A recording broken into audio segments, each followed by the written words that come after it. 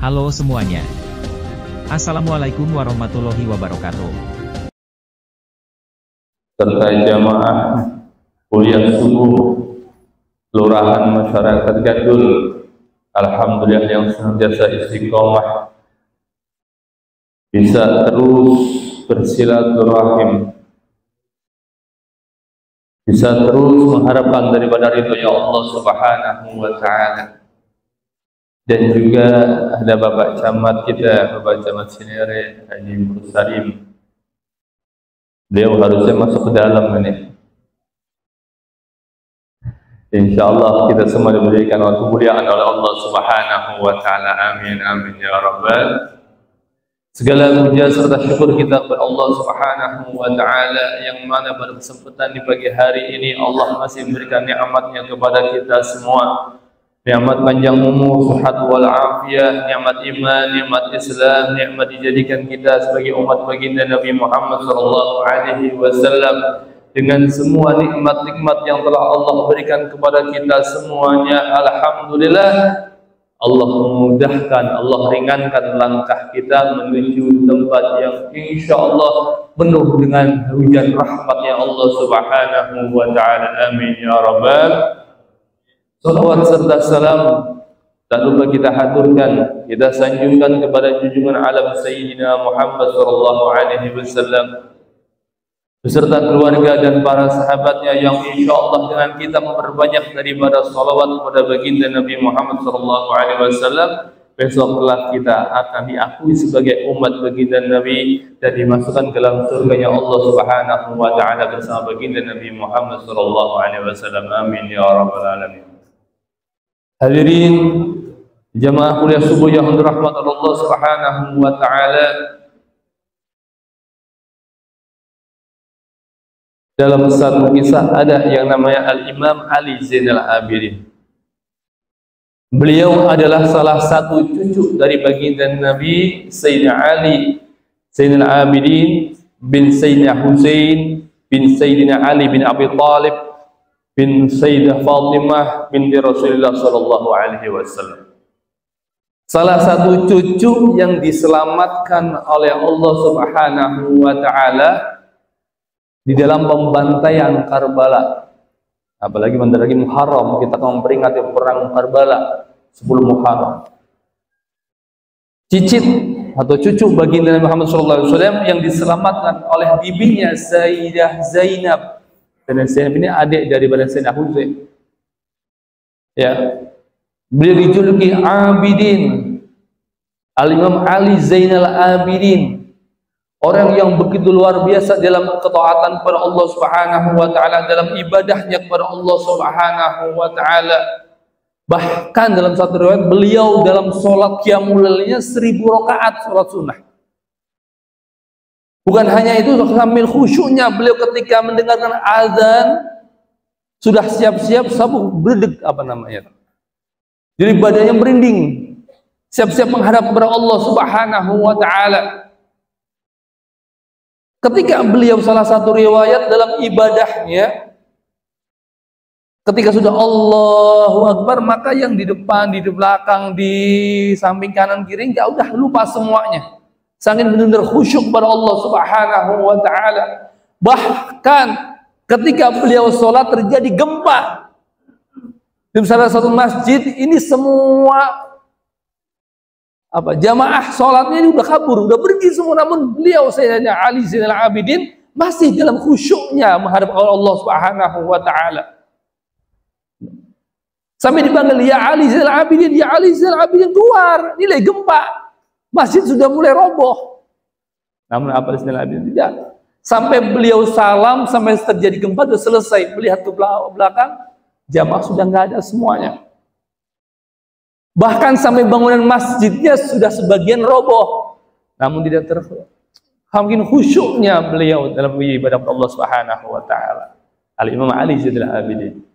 Bahkan dalam setiap malamnya beliau rela menggendong daripada makanan-makanan ini untuk disedekahkan.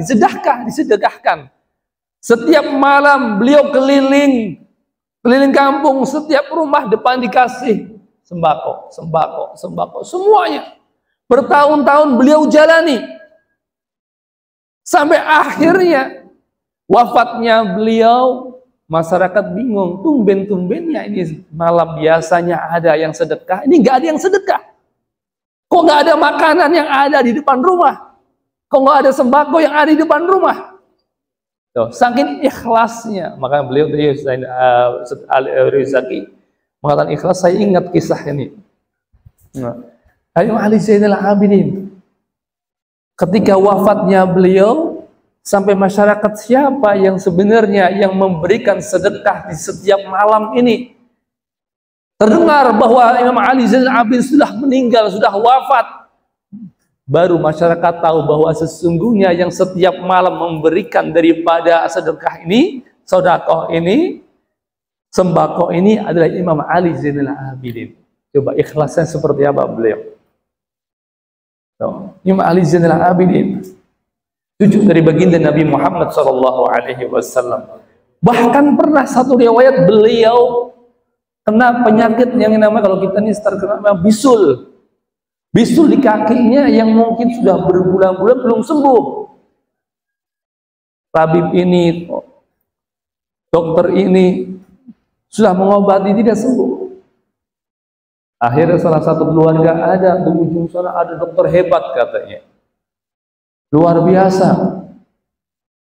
Setelah beliau datang, dokternya menyampaikan, ya Imam Ali Zainal Abidin, ini obatnya harus dioperasi, harus dibelek nih biar cepat sembuh.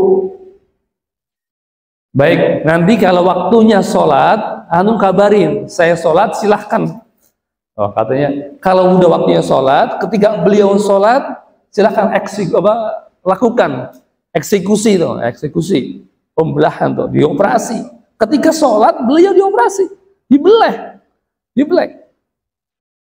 Sampai salamnya beliau belum ruku udah selesai, tidak merasa apa-apa.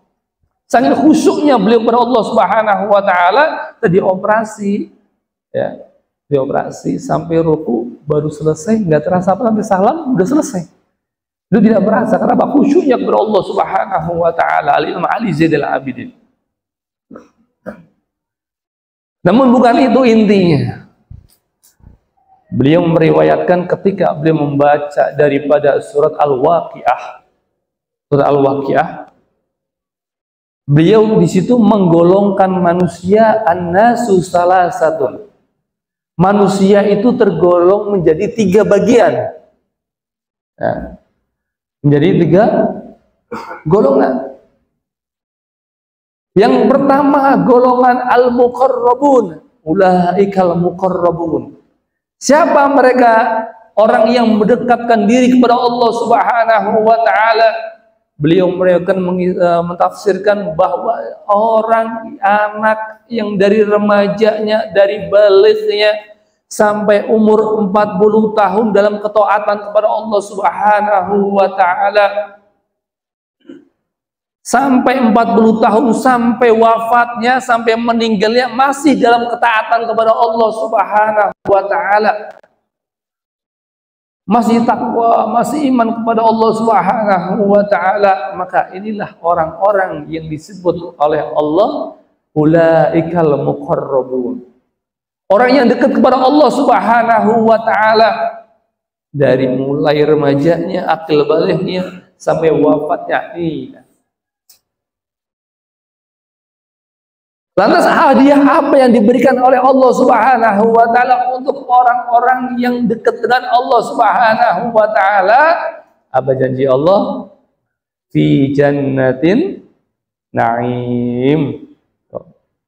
Maka alhamdulillah kalau kita dalam keadaan taat kepada Allah Subhanahu wa taala saat ini, siap-siap dapat janjinya Allah Subhanahu wa taala, yaitu surganya Allah Subhanahu wa taala. Amin ya rabbal amin ya rabbal. Senang apa senang? Senang apa senang? Namun golongan yang kedua, ini golongan yang kedua, orang yang diberikan umur oleh Allah Subhanahu wa taala di dalam remajanya, dalam akil balanya, dalam kelalaian kepada Allah Subhanahu wa ta'ala, lupa akan Allah Subhanahu wa ta'ala.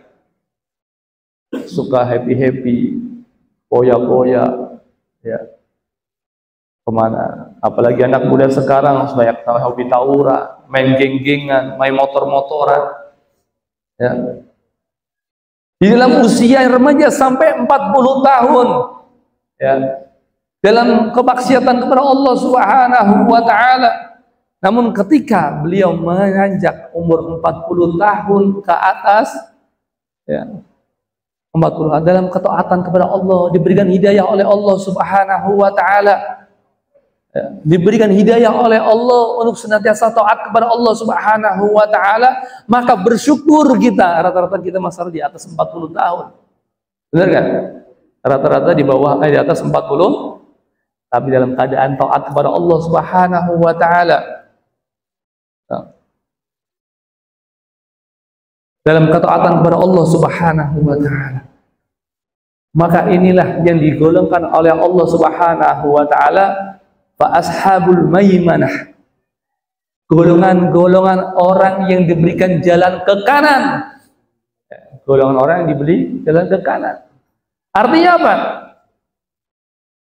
Kita diberikan hidayah oleh Allah Subhanahu wa ta'ala sampai detik ini, mudah-mudahan sampai nanti akhir hayat kita masih termasuk golongan orang yang kanan. Orang yang senantiasa ingat kepada Allah Subhanahu wa ta'ala, yang diberikan kemuliaan oleh Allah Subhanahu wa ta'ala, yang insya Allah hadiah pun surga oleh Allah Subhanahu wa ta'ala. Namun yang ketiga, Allah, orang yang senantiasa diberikan umur oleh Allah Subhanahu wa ta'ala dari masa remajanya, akil baliknya sampai 40 tahun dalam keadaan lalai, lupa kepada Allah Subhanahu wa ta'ala. Lantas 40 tahun sampai akhir hayatnya menjelang ajal masih lupa kepada Allah Subhanahu wa ta'ala. Apa jadi Allah? Ini adalah golongan-golongan orang yang ke kiri. Yang ke kiri. Artinya apa? Orang yang diberikan umur oleh Allah Subhanahu wa ta'ala masa hidupnya digunakan untuk maksiat kepada Allah Subhanahu wa ta'ala. Lalai kepada Allah. Siapa yang memberi nikmat kepada Allah, kepada kita? Nikmat yang diberikan oleh Allah, panjang umur, sehat walafiat, untuk apa? Kalau tidak untuk digunakan untuk ketaatan kepada Allah Subhanahu wa ta'ala. Maka rugi orang ini golongan oleh Allah Subhanahu wa ta'ala, dia golongan orang yang kiri. Mudah-mudahan kita semua diberikan oleh Allah Subhanahu wa ta'ala hidayah, dimasukkan ke dalam surganya Allah Subhanahu wa ta'ala. Bahkan dalam satu riwayat kita mengenal dari Al-Imam Qutbir Rabbani wal Ghas Sumadani, Al-Imam Syekh Abdul Qadir Al-Jailani. Dalam satu kisah ketika beliau berjalan bersama rombongannya, datang seorang pemabuk, benar-benar lagi mabuk ini katanya.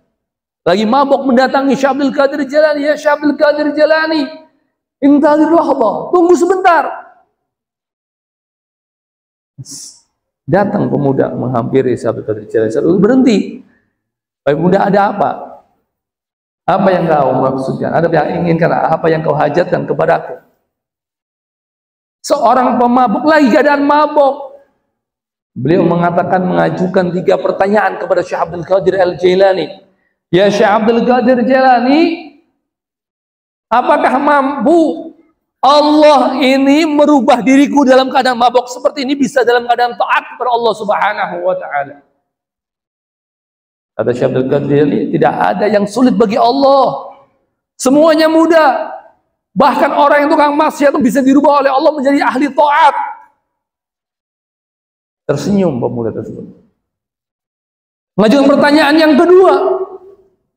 Ya Syekh Abdul Qadir Jailani, apakah Allah mampu menjadikan diriku ini seorang pemabuk menjadi seperti dirimu yang ahli taat, yang kewaliannya di atas wali, Sultanul Aulia, rajanya para walinya Allah Subhanahu wa ta'ala di masanya, di zamannya. Syekh Abdul Qadir Jailani dengan senyumnya, tentu bisa. Tidak ada yang mustahil bagi Allah Subhanahu wa taala untuk mengangkat daripada derajatnya makhluk. Derajatnya hambanya di sisi Allah Subhanahu wa taala, tidak ada yang mustahil. Namun pertanyaan yang ketiga, pemabuk mengatakan, wahai Syekh Abdul Qadir Jilani, mampukah Allah merubah dirimu seorang yang ahli taat menjadi seorang ahli maksiat? Mendengar demikian, Syekh Abdul Qadir Jilani terduduk, menangis. Coba. Pertanyaannya, bisa nggak Allah merubah orang yang lahir ibadah, ahli taat, ketakwaan kepada Allah Subhanahu wa taala, berubah menjadi ahli maksiat? Apa pertanyaannya? Apa jawabannya?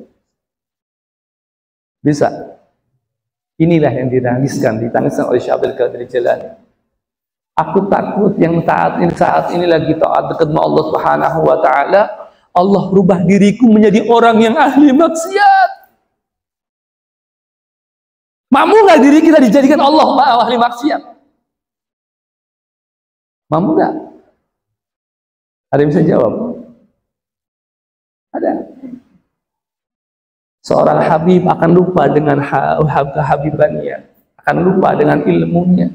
Seorang kiai bisa juga dirubah oleh Allah menjadi orang yang biasa-biasa saja, tidak ada ilmunya, alias maghrur, gila. Bisa nggak? Bisa. Seorang ustadz bisa juga akan lalai dengan ilmu-ilmunya Allah, berubah dengan dirinya sebagai maksiat kepada Allah Subhanahu wa taala. Mampu. Namun diri kita selalu minta kepada Allah Subhanahu wa taala setiap harinya, Allahumma hdina fiman wa afina fiman. Setiap pagi kita meminta kepada Allah Subhanahu wa taala untuk diberikan hidayah, tetap iman kita, Islam kita, akidah kita dikuatkan oleh Allah Subhanahu wa taala. Maka Al-Imam Al-Qudni Al-Qudul Anfas, Habib Umar bin Abdurrahman Al-Qas, dalam undian mutiaranya beliau mengatakan, ketika orang yang sudah ditentukan oleh Allah Subhanahu wa taala masuk ke dalam surganya Allah, walaupun dalam kemaksiatan, suka happy-happy lupa kepada Allah Subhanahu wa taala, namun dia sudah ditentukan oleh Allah Subhanahu wa taala masuk ke dalam surganya Allah, maka ketika menjelang ajalnya Allah berikan hidayah. Allah hidayah iman, hidayah Islam, sehingga makin taat kepada Allah Subhanahu wa taala. Maka kalau ada orang tua yang tadinya lupa, lalai kepada Allah Subhanahu wa taala, kok lagi rajin ke mushola, kok lagi rajin ke masjid, kok lagi rajin ke majelis, biarkan. Berarti ini Allah lagi diberikan hidayah kepada Allah oleh hamba tersebut. Maka ketika kita semua yang hadir di pagi ini, maka semoga kita tetapkan daripada hidayah Allah Subhanahu wa taala untuk diri kita, untuk senantiasa taat kepada Allah Subhanahu wa taala. Allahumma ya muqallibal qulub, tsabbit qulubana ala dinika wa ala ta'atik. Minta kepada Allah Subhanahu wa taala yang bisa merubah hati, minta ditetapkan daripada iman kita, Islam kita dalam ketaatan kepada Allah Subhanahu wa taala. Kurang lebihnya mohon maaf. Wassalamualaikum warahmatullahi wabarakatuh.